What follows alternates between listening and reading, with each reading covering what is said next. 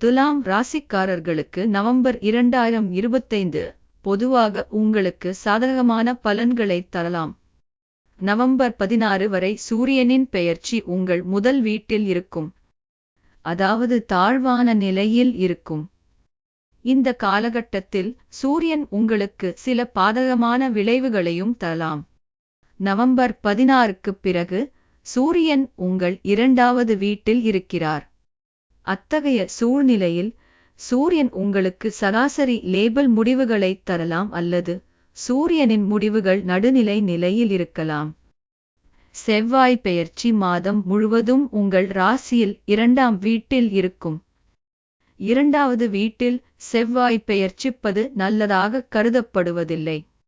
ஆனால் குருவின் செல்வாக்கின் காரணமாக செவ்வாய் உங்களுக்கு கலவையான அல்லது சராசரி அளவிலான முடிவுகளை தரக்கூடும். புதனின் பெயர்ச்சி நவம்பர் 23 வரை உங்கள் இரண்டாவது வீட்டில் இருக்கும். அத்தகைய சூழ்நிலையில் புதன் உங்களுக்கு சாதகமான பலன்களை தர விரும்புவார். அதே நேரத்தில் குருவின் பெயர்ச்சி உங்கள் பணியிடத்தில் உயர்ந்த நிலையில் இருக்கும். அத்தகைய சூழ்நிலையில் குரு உங்களுக்கு சராசரியான முடிவுகளை விட ஓரளவு சிறந்த முடிவுகளை அளிக்க முடியும்.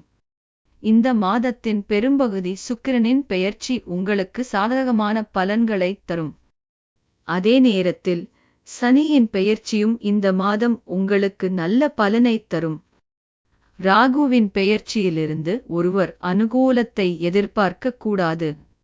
ஆனால் கேதுவின் பெயர்ச்சி உங்களுக்கு நல்ல மற்றும் சாதகமான பலன்களை தரும். சில நேரங்களில் சில சிறிய முரண்பாடுகள் இருக்கலாம். ஆனால் பெரும்பாலான கிரகங்களின் சாதகமான செல்வாக்கு உங்களுக்கு சாதகமான பலன்களை அதிக அளவில் வழங்க முடியும். வேலை செய்பவர்களும் இந்த மாதத்தில் சாதகமான பலன்களை பெறலாம். இருப்பினும் மேலதிகாரிகளுடன் முடிந்தவரை மரியாதையை பேணுவது முக்கியம். இல்லற வாழ்வில் சிறு சிறு முரண்பாடுகளை ஒதுக்கிவிட்டால் பெரிய பிரச்சனைகள் எதுவும் வராது. இந்த மாதம் ஆரோக்கியத்தை பொறுத்தவரை கலவையான அல்லது சராசரி அளவிலான முடிவுகளை தரும். மாதத்தின் இரண்டாம் பாதி ஆரோக்கியத்தின் பார்வையில் சிறப்பாக இருக்கும். பரிகாரம்: இந்த மாதம் வெல்லம் சாப்பிட வேண்டாம்.